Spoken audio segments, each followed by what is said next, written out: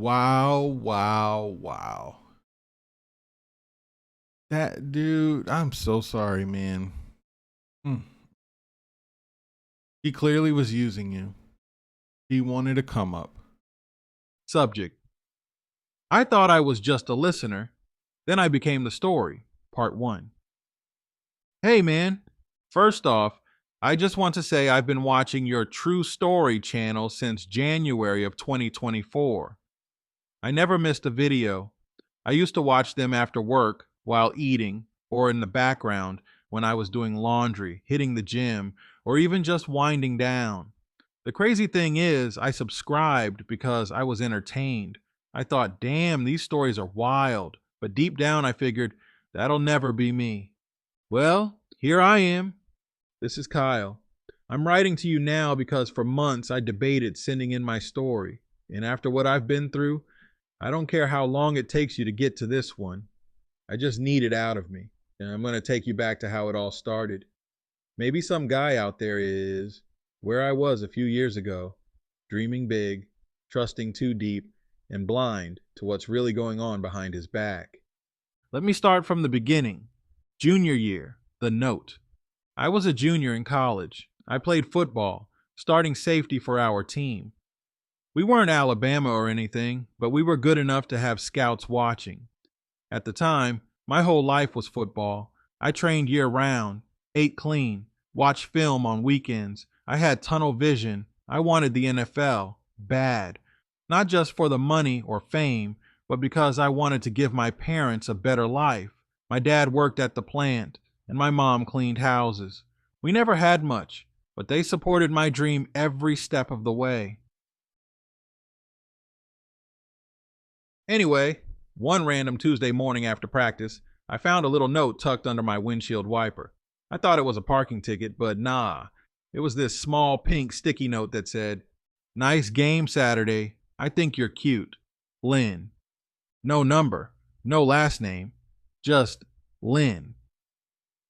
At first, I thought it was a prank. I didn't know any Lynn. I even asked the guys on the team if they were messing with me.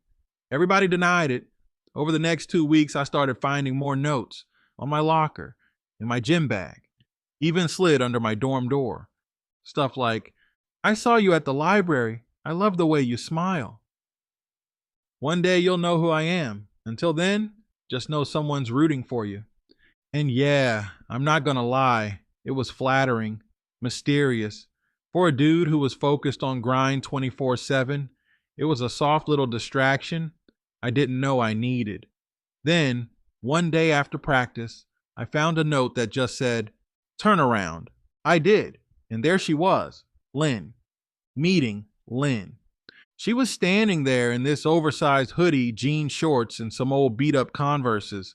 Blonde hair tied up, no makeup, but she was beautiful.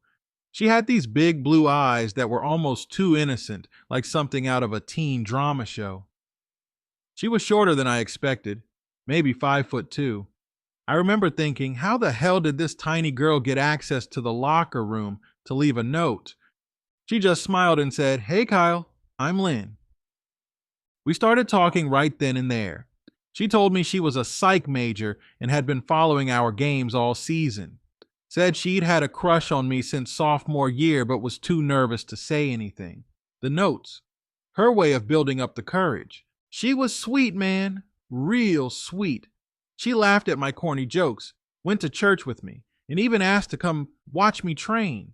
She brought me smoothies, sent me motivational messages before games, and prayed with me when I told her about my mom's health problems. She cried when I opened up about the things I went through as a kid, especially how my mom used to beat me when I messed up in school. I thought I found the one. It didn't take long before we were official. The relationship. We dated all the way through the rest of college, and when I graduated, she was right there with me. Lynn was with me every step of my career, even when things started falling apart. I spent 2 years chasing the NFL. I trained with pros, got an agent, and even went to a few combines. But the truth is, I wasn't good enough. I tore my hamstring during a tryout and just couldn't recover fast enough. My agent stopped calling. The scouts disappeared. Reality hit me like a brick wall. I wasn't going to make it. That's when Lynn changed. Her change. At first, it was subtle, less, "How was your workout?" and more, "So what's the backup plan?" She went from being my biggest fan to acting like I was wasting time. I got a job in sports marketing to stay close to the field, but the money wasn't like I thought it'd be. We moved into a small apartment. I could see it on her face. Disappointment. Then came the distance. Lynn started spending more time out with her girls. She never wanted to be home. Her phone became her third arm, and every time I looked over, she tilted away like she was hiding something. I asked once, and she flipped, "Why are you so paranoid? Don't be insecure." But something felt off. I ignored it for a while, until one night I didn't. The group chat. It was 2 a.m. I woke up thirsty and reached for her phone by mistake instead of mine. She had a message preview on the screen from Lexi that read, "Girl, you're wild, poor Kyle." My heart dropped. I opened the chat. What I saw made me sick. It was a group chat with her friends where she was openly bragging about cheating. She said, "He's such a crybaby, always sad and broken. I wish he'd just grow a pair. He's not even making NFL money like he swore he would. I'm just biding my time until someone better comes along." But what crushed me the most? She told them about my past. She told them about how I grew up in an abusive household, how I cry in my sleep sometimes, how I pray before bed, how I battle depression and don't always feel like I'm enough. That was supposed to be sacred. That was supposed to be between us. She weaponized my trauma for laughs. The confrontation. I waited until morning. I didn't sleep. I just stared at the wall, chest tight, fists clenched. When she woke up, I asked, "Who's Marcus?" "One of the dudes she mentioned in the chat." She played dumb. I showed her the messages. Her face went pale. Then came the flip. "You're abusive. You had no right going through my phone. You're controlling. You're scaring me." She backed into a corner and started crying. I wasn't even yelling. I wasn't even moving, but she started screaming like I hit her. Then she started hitting herself. I couldn't believe what I was seeing. She was punching her arm, slapping her own cheek, screaming, "Don't touch me! Stop!" Then she called the cops. The arrest. I'm a 6'3" dark-skinned black man. She's a 5'2" blonde-haired white woman. You tell me how that looked. Cops showed up in 3 minutes. Guns drawn, hands behind my back, face to the floor. I didn't fight. I didn't argue. I just kept saying, "Check the phone, she's lying." Didn't matter. They took me in. I spent the night in a holding cell thinking my whole life was over. Job gone. Reputation gone. All because I trusted someone with my soul. She dropped the charges the next week, said she was emotional and that it was all a misunderstanding. The DA didn't move forward, but the damage was done. The aftermath. My parents were livid. They tried to go public with the screenshots and her confession, but no one picked it up. No media coverage, no outrage, just silence. I lost friends who believed her, people who said there must be some truth to it. Even when I showed the texts, the bruises she gave herself, the audio I recorded during the argument, it didn't matter. I was guilty in their eyes the second the cuffs clicked. Lynn tried to reach out a few months later. She said she missed the real me and that she was in a bad mental place back then. She sent long emails, voicemails, showed up to my job once. I had to get a restraining order. And guess what? She claimed abuse again. But this time, I had evidence. She got caught lying again. Her own friend testified that Lynn planned it all to ruin me. Why I'm writing. I'm on a trip right now. Was supposed to be to clear my head. But one night, I had my earbuds in, scrolling YouTube, and your latest story popped up. And that's when it hit me. It's time I send mine in. I know this is long. I know this is only part 1. But if even one dude hears this and thinks twice about ignoring the red flags, then it's worth it. There's more to the story. She did some things after the restraining order that'll blow your mind, but I'll save that for part two, if you're interested. Thank you for reading this far. You've helped a lot of us stay sane. Now it's time some of us speak back. Talk soon. Kyle was subject, Kyle's story. Part 2, The Return of Lynn. Hey, true story. It's Kyle again. First, I just want to say thank you for reading part 1 of my story. I wasn't sure how I'd feel hitting that send button. I sat on that email for hours while I was on my trip, heart pounding, wondering if it would resonate with anyone.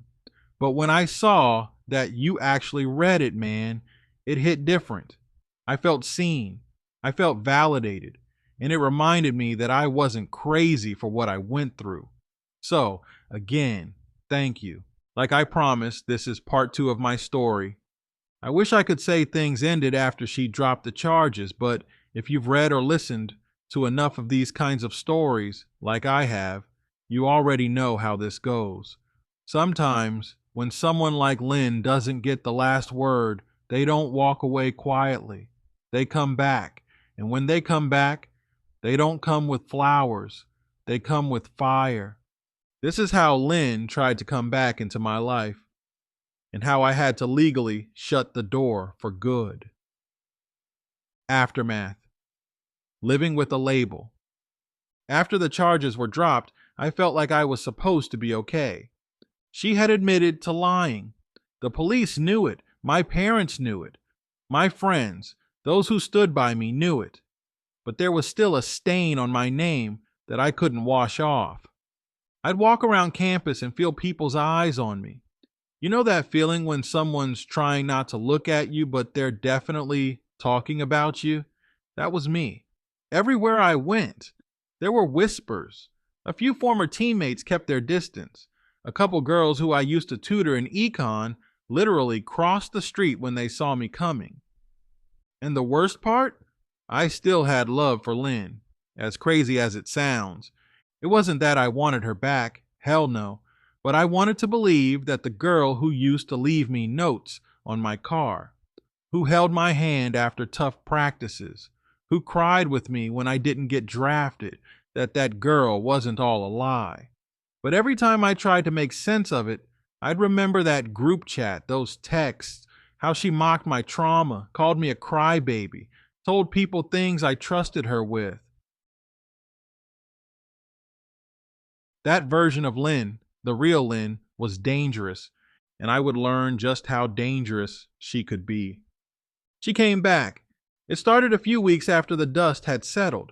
I had just started therapy at my mom's urging, trying to get back into my routines, when I got a text. It was from a random number. Hey, can we talk? I knew it was her. It was the way the message was so casual, like nothing had happened. Like she hadn't called the cops on me and watched me get dragged out of my own apartment. Like she hadn't lied on my name, stomped on my character, and shattered my sense of safety. I didn't reply. A day later, a Cash App notification popped up on my phone. $5 from Lynn, captioned, "Please." The next day, $1 with the caption, "Just hear me out." Blocked the number. Blocked her on Venmo. Blocked every account I could remember. Then came the burner accounts. She made a fake IG, messaged me saying she missed me. I blocked that one too. 2 days later, I opened my email and found a Google Drive link. Inside were pictures of us from our early days. Those dumb photo booth selfies we took junior year, screenshots of Bible verses we used to text each other, even a voice memo she recorded of me crying when I told her about my mom's abuse. That one broke me. She titled the folder, "Can we go back to this?" I sat there just staring at the screen. I wanted to scream. I wanted to cry, but mostly I wanted her to disappear. I forwarded it to my lawyer. The restraining order. I didn't want to do it. I hate confrontation. I'm not the make a scene type, but my therapist told me you can't heal in an environment that keeps reopening your wounds. And that's exactly what Lynn was doing. So I filed for a restraining order I showed the judge the emails, the fake social media profiles, the Cash App messages. I showed him the voice memo. I even included a note from my therapist describing how the ongoing harassment was impacting my mental health. It wasn't a long hearing. The judge granted it. She was ordered to stay away from me, physically, digitally, emotionally, no contact. And for about a month, things were quiet. Too quiet. The incident at the gym. I was at the gym one morning. It was 6 a.m. My favorite time to work out because it's quiet and I can be alone with my thoughts and music. I had my hoodie on, headphones in the middle of a set of incline dumbbell presses. Then I felt it. Someone was staring at me. I looked up and nearly dropped the weights.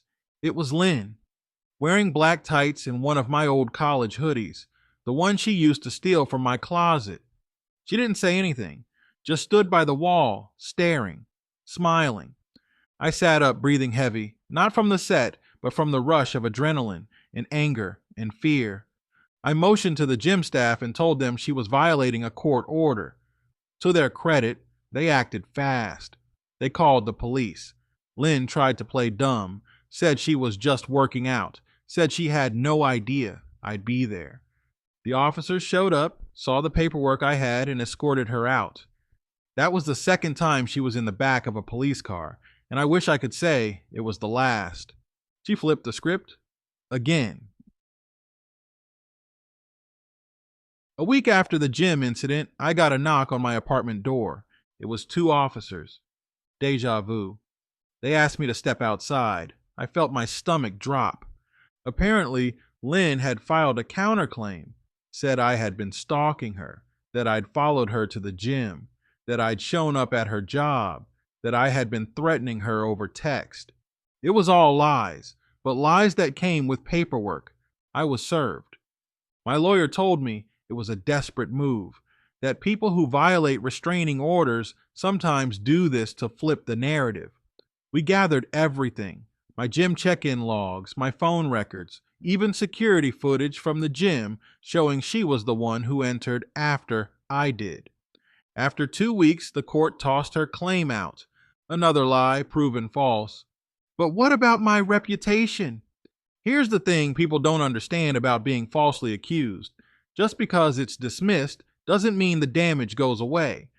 Even though I was vindicated, twice now, some people still looked at me sideways. I had classmates unfollow me on socials. A professor who used to be friendly with me now avoided eye contact. I got pulled from a youth mentorship program I volunteered for. No explanation, just a, "Hey Kyle, we appreciate your time, but we're going in a different direction." All it takes is one whisper, one rumor, one accusation.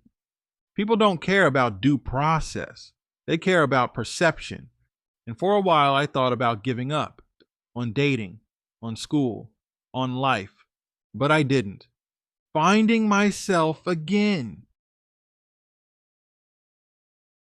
It's not some magical movie montage where I woke up one day and everything was better. Healing is slow, messy, and non-linear. There were days I stayed in bed all day. Days I deleted my social media just to feel sane. Days I'd scroll through old pictures of us and feel like an idiot for ever falling for her. But there were also days where I'd go to therapy and have a breakthrough. Days I'd lift a new PR at the gym. Days where I'd laugh with my boys over takeout and football reruns and remember I still had joy left in me. I leaned on my parents, especially my mom, which is crazy given our history. I finally opened up to her about how I felt when I was younger, about how Lynn used those things against me. And for the first time in years, she said, "I'm sorry." We cried. We're rebuilding. That alone made the pain almost worth it. Closure on my terms.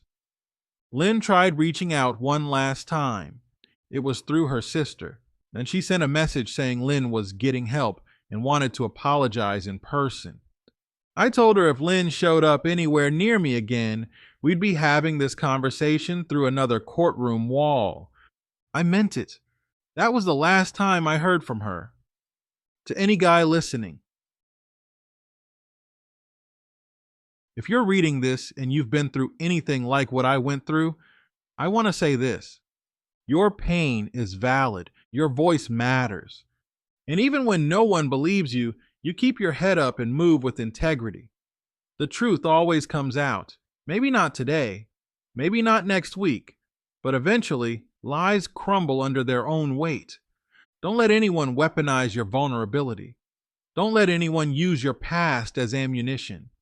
And don't let anyone convince you that your kindness is weakness. You are not what they say you are. You are who you decide to be every single day. Thank you. Thank you again for reading this, for giving guys like me a place to be heard. I used to think these stories were just entertainment. Now I know they're lifelines. If even one person hears this and realizes they're not alone, it's worth it. This is Kyle signing off for now.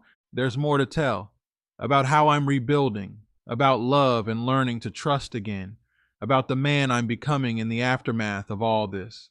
Part 3 is coming, but first I'm going to live a little. Take care. That's so obvious. And then she tries to throw you in jail. Well, she did throw you in jail. How is she not in jail? Sad story, man. Guys, just let me know what you think about this in the comments. I'm going to catch you guys at the next one.